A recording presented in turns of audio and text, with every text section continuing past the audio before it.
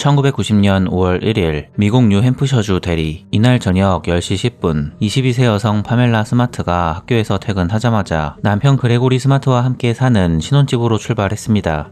잠시 후 파멜라가 집에 도착했을 때 아파트 주차장엔 이미 남편 그레고리의 차가 주차되어 있었습니다. 파멜라는 남편이 먼저 퇴근하여 집에 와 있다고 생각했고 서둘러 자신의 차도 남편 그레고리의 차 옆에 주차했습니다.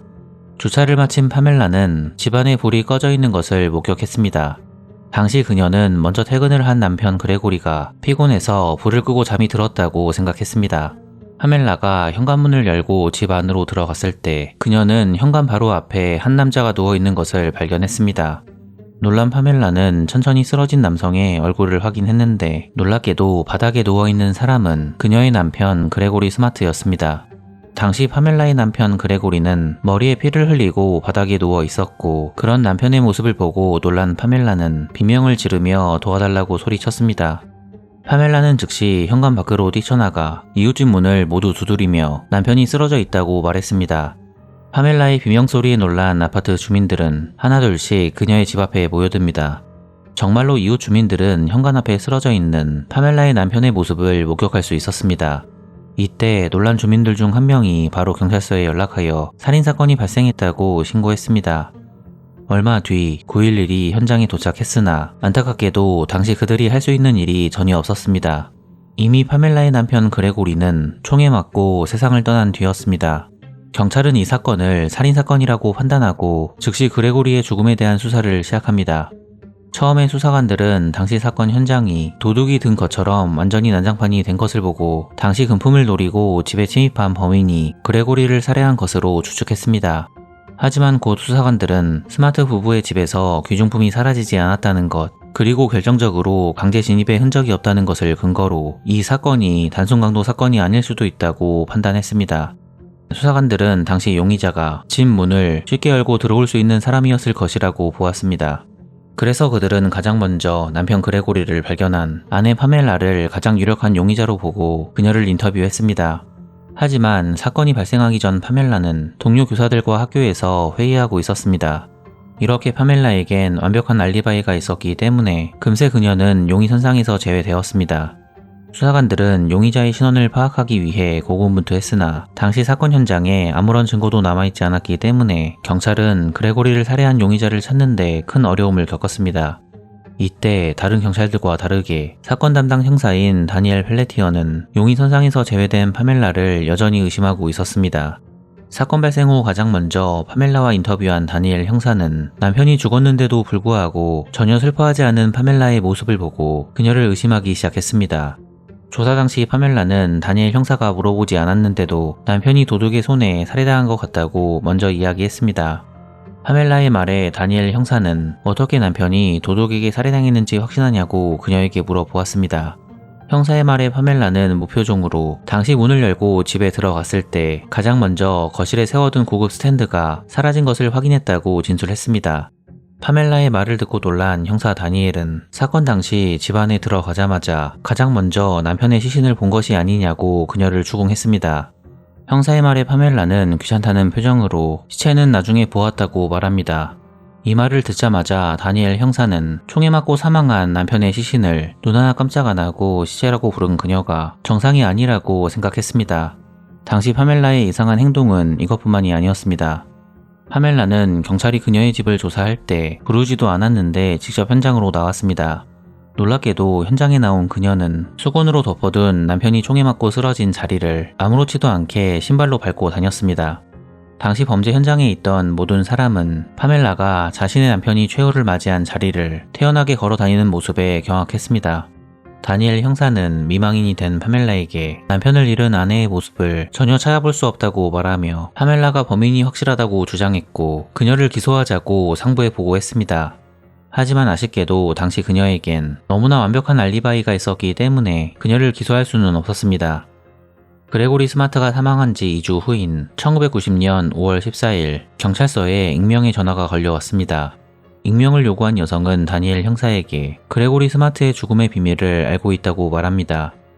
이어서 익명을 요구한 여성은 이 사건은 모두 그레고리의 아내 파멜라가 계획한 것이라고 말했고, 파멜라가 근무하는 학교 학생인 세실리아 피어스라는 10대 소녀가 모든 비밀을 알고 있다고 폭로합니다. 전화통화를 마치자마자 다니엘 형사는 즉시 익명의 여성이 말한 세실리아 피어스라는 소녀를 찾아갔고, 정말로 그녀 덕분에 그레고리 스마트 살인사건의 비밀이 세상에 드러나게 되었습니다. 사건의 주인공 파멜라 스마트는 1967년 8월 16일 미국 플로리다주 마이애미에서 태어났고, 초등학교 때 가족들과 함께 미국 뉴햄프셔주 윈덤으로 이사합니다. 이후 파멜라는 뉴햄프셔주 대리에 있는 핑거튼 아카데미를 졸업하고 플로리다 주립대학에 입학하여 커뮤니케이션을 전공합니다. 파멜라는 고등학교 때부터 학교에서 가장 인기 있는 학생 중 한 명이었고, 대학에 진학해서도 계속해서 주목의 대상이었습니다.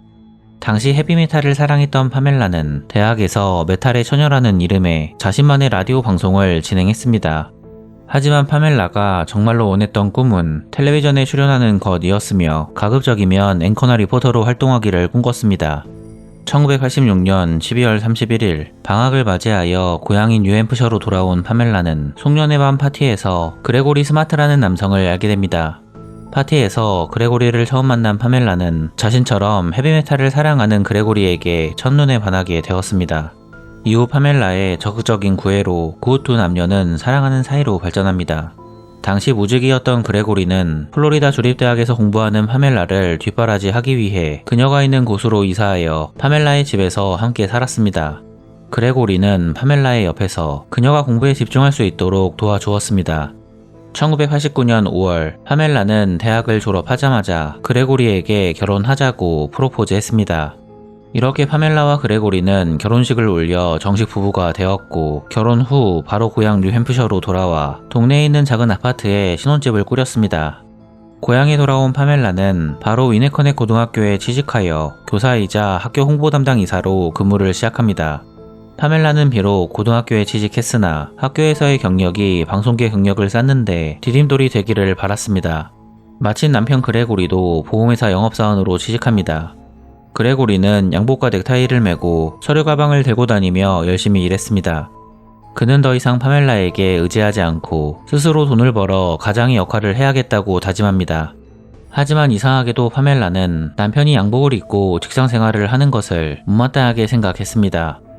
그녀는 헤비메탈을 사랑하는 남자이자 사랑하는 남편 그레고리가 어울리지 않는 양복과 넥타이를 착용한 모습, 그리고 먹고 살기 위해 고객들에게 굽신거리는 모습을 보고 크게 실망했습니다. 당시 사회생활을 시작한 남편 그레고리는 먹고 사는 문제에만 관심을 가졌고, 더는 헤비메탈을 사랑하는 남자처럼 보이지 않았습니다. 자유로운 영혼이었던 남편의 이러한 변화는 파멜라에게 큰 충격으로 다가왔습니다. 결국 신혼인데도 불구하고 파멜라는 더 이상 남편이 남자로 느껴지지 않았습니다. 남편과 다르게 파멜라는 자신도 직장인이었으나 여전히 헤비메탈에 대한 애정을 놓지 않았습니다. 그러던 도중 파멜라는 마침 학교에서 자신처럼 헤비메탈을 사랑하는 학생인 15세 소년 빌리 플린을 알게 되었습니다. 파멜라보다 7살이나 어린 빌리는 그녀와 못지않게 헤비메탈을 사랑하는 소년이었습니다. 1990년 2월 어느 날 결국 파멜라는 15세 소년 빌리에게 사랑한다고 고백했습니다. 이렇게 파멜라와 빌리는 교제를 시작했고, 교제를 시작한 지 몇 주 후 두 사람은 처음으로 관계를 했습니다. 당시 빌리는 파멜라가 자신의 첫 여자였는데, 그래서 그런 것이었는지 빌리는 파멜라에게 완전히 빠져버립니다. 그 이후부터 그들의 관계는 점점 더 깊어졌으며 파멜라와 빌리는 정기적으로 만나 관계를 맺는 그런 사이가 되었습니다. 어느 날부턴가 파멜라는 빌리와 만날 때마다 남편 그레고리가 남자로 느껴지지 않는다고 말하며 그와 이혼하고 싶다고 이야기했습니다. 하지만 이제 와서 남편과 이혼하게 된다면 파멜라는 자신의 집과 돈, 어쩌면 당시 집에서 키우는 강아지를 포함하여 모든 것을 잃게 될지도 모른다고 빌리에게 속삭였습니다. 1990년 5월 1일 파멜라와 그레고리의 첫 번째 결혼 기념일을 6일 앞둔 날이자 파멜라와 빌리가 교제를 시작한 지 3달째 되는 날, 안타깝게도 남편 그레고리 스마트는 자신의 집에서 총에 맞고 사망합니다. 경찰이 그레고리 스마트의 죽음을 조사하는 동안 파멜라는 마침내 그녀가 갈망했던 텔레비전에 출연합니다. 비록 그녀는 남편을 잃은 미망인의 모습으로 등장했으나 이상하게도 그녀의 모습은 전혀 슬퍼 보이지 않았고 오히려 이 상황을 즐기는 듯 보였습니다. 파멜라의 수상한 행동을 포착한 사건 담당 형사인 다니엘은 파멜라가 범인일 수도 있다고 생각했으나 아직까지 그녀가 범인이라는 결정적인 증거가 발견되지 않았습니다. 하지만 경찰서에 걸려온 익명의 전화 덕분에 다니엘 형사는 파멜라를 체포할 수 있다는 희망을 품게 되었습니다. 며칠 뒤 다니엘 형사는 익명을 요청한 제보자가 이야기한 세실리아 피어스라는 10대 소녀를 찾아갑니다. 파멜라가 다니는 학교 학생인 세실리아는 그레고리 스마트를 살해한 범인을 알고 있냐는 경찰의 질문에 매우 당황해 했습니다. 잠시 후 세실리아는 자신은 아무것도 모른다고 말하며 경찰과의 협력을 거부했고 어쩔 수 없이 다니엘 형사는 빈손으로 돌아가야만 했습니다. 그런데 당시 파멜라가 다니는 위네커넥 고등학교에 그레고리 스마트 살인사건에 대한 이상한 소문들이 퍼지기 시작합니다. 소문 중 하나는 피해자 그레고리 스마트가 파멜라의 내연남 빌리와 그의 친구들에게 살해당했다는 소문이었습니다. 당시 소문의 주인공은 빌리와 그의 친구인 패트릭 랜달과 벤스 레트타임 주니어 그리고 레이몬드 파울러까지 총 4명이었습니다. 학교에 퍼진 또 다른 소문은 파멜라의 남편 그레고리 스마트가 벤스 레트타임 주니어의 아버지가 소유한 총에 살해되었다는 이야기였습니다. 형사 다니엘은 소문에 등장하는 아이들을 불러 조사를 하고 싶었으나 학교에 퍼진 소문만으로 학생들을 소환하여 신문할 수는 없었습니다. 그레고리가 사망한 지 한 달 뒤인 1990년 6월 10일 갑자기 벤스 레트타임 주니어의 아버지가 스스로 경찰서에 찾아왔습니다. 벤스 레트타임 주니어의 아버지는 학교에 도는 소문에 대해 알고 있었습니다. 레트타임 주니어의 아버지는 자신도 모르는 사이에 어느 날 누군가가 자신의 총을 사용한 흔적을 발견했다고 진술했습니다. 그는 혹시 자신의 총이 그레고리 스마트 살인사건과 관련이 있는지 궁금하여 경찰서에 찾아온 것이었습니다. 조사 결과 정말로 레트타임 주니어의 아버지의 총이 그레고리를 사망에 이르게 만든 총과 일치한다는 결과가 나왔습니다. 이 결과를 보고 형사 다니엘은 학교에 도는 소문이 진실이라고 확신합니다. 경찰은 레트타임 주니어의 아버지의 총을 증거로 바로 영장을 발부받아 즉시 파멜라의 내연남 빌리와 그의 친구들을 체포합니다. 체포된 빌리는 겁에 떨며 자신이 파멜라의 내연남이라는 것을 인정했고 파멜라의 명령을 받고 친구들과 함께 레트타임의 아버지의 총으로 그레고리를 죽였다고 자백합니다. 경찰은 파멜라가 미성년자인 빌리와 내연관계라는 사실 하나만으로 그녀를 체포할 수 있었습니다. 하지만 형사 다니엘은 파멜라를 살인 혐의로 기소하고 싶었기 때문에 바로 파멜라를 체포하지 않았습니다. 며칠 뒤 빌리와 그의 친구들이 체포되었다는 소식을 듣게 된 세실리아는 큰 충격을 받았고 결국엔 스스로 경찰서에 찾아와 수사에 협조하겠다고 이야기했습니다. 세실리아는 무죄를 선고받는 조건으로 경찰의 도움을 받아 몸에 도청장치를 착용한 뒤 파멜라를 만나러 갔습니다. 세실리아는 형사 다니엘에게 교육받은 대로 파멜라를 만나 그녀에게 유도신문을 하였습니다. 세실리아는 친구들이 체포되어 불안하다고 이야기했습니다. 파멜라는 괜찮다고 말하며 경찰이 빌리와 그의 친구들의 말을 믿지 않을 것이라고 이야기합니다. 파멜라는 혹시 경찰이 세실리아를 신문하게 된다면 아무것도 모른다는 식으로 거짓말하라고 지시했고 세실리아에게 경찰서에 가서 어떻게 말해야 하는지 자세하게 이야기해 주었습니다. 마지막으로 파멜라는 세실리아에게 만약 배신하면 람보카르를 들고 지구 끝까지 쫓아가겠다고 이야기했습니다. 1990년 8월 1일 경찰은 그레고리가 사망한 지 3개월 만에 파멜라 스마트를 체포합니다. 파멜라의 내연남 빌리와 그의 친구들은 법정에서 파멜라에 대해 증언하는 대가로 2급 살인 혐의로 기소되었습니다. 검찰은 파멜라가 남편이 실증이나 남편의 생명보험금 14만 달러를 받은 뒤 빌리와 새 출발을 하려고 범행을 계획했다고 주장했습니다. 하지만 파멜라는 억울하다고 말하며 이 모든 것이 빌리와 그의 친구들이 꾸민 일이라고 이야기했습니다. 1991년 3월 파멜라 스마트의 재판이 시작됩니다. 법정에 선 빌리는 흐느껴 울면서 파멜라가 남편 그레고리를 죽여주지 않으면 우리 관계는 여기서 끝이라고 말했고 더 이상 잠자리도 하지 않겠다는 협박을 했다고 폭로합니다.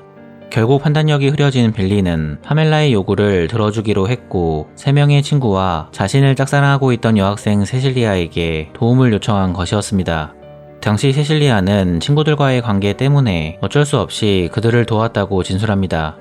놀랍게도 파멜라는 그들의 계획에 사소한 부분까지 관여했습니다. 그녀는 남편 그레고리를 어떻게 살해할지 하나하나 직접 그들에게 지시했습니다. 파멜라는 아이들이 범행을 쉽게 할 수 있도록 집을 지키던 개를 미리 지하에 가두었습니다. 그리고 남편이 집에 오기 전 미리 아이들을 집 안으로 들어갈 수 있도록 문을 열어준 다음 알리바이를 만들기 위해 다시 학교로 돌아가 회의에 참석했습니다. 결국 파멜라의 지시 하에 남편 그레고리는 끔찍한 최후를 맞이하게 되었는데, 당시 그레고리를 총으로 직접 처리한 사람은 파멜라의 내연남 빌리였습니다. 파멜라는 자신이 이 사건의 배우라는 빌리와 그의 친구들의 주장이 말도 안 된다고 소리쳤습니다. 파멜라는 빌리와 바람을 피운 것은 맞지만 당시 빌리와의 관계를 남편이 알게 되어 빌리에게 헤어질 것을 요구했다고 진술합니다. 파멜라는 이별 통보에 분노한 빌리가 친구들과 함께 자신의 집에 침입하여 남편 그레고리를 살해한 것이라고 주장합니다. 재판 도중 너무나도 당당한 파멜라의 행동 때문에 언론은 그녀에게 얼음 공주라는 별명을 지어줬습니다. 하지만 결국 세실리아가 비밀리에 녹음한 음성 파일 덕분에 파멜라의 주장은 받아들여지지 않았습니다. 1991년 3월 22일 배심원단은 파멜라 스마트에게 유죄 판결을 내렸고 그녀에게 가석방 없는 종신형을 선고합니다. 벤스 레트타임 주니어와 레이몬드 파울러는 15년을 복역한 뒤 2005년에 가석방 되었고, 빌리와 그의 친구 패트릭 랜달은 2015년 6월 25년을 복역한 후 가석방 되었습니다. 현재까지도 파멜라 스마트는 빌리와 바람을 피웠다는 것은 인정하지만 남편 그레고리를 죽이라고 지시한 사실은 없다고 말하며 자신의 무죄를 주장하고 있습니다.